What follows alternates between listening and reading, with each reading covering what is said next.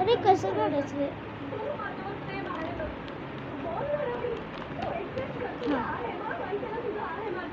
This is small and mini.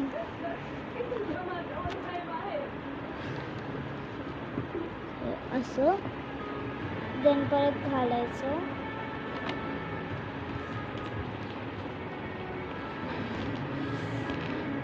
थांबा मी याला घालते.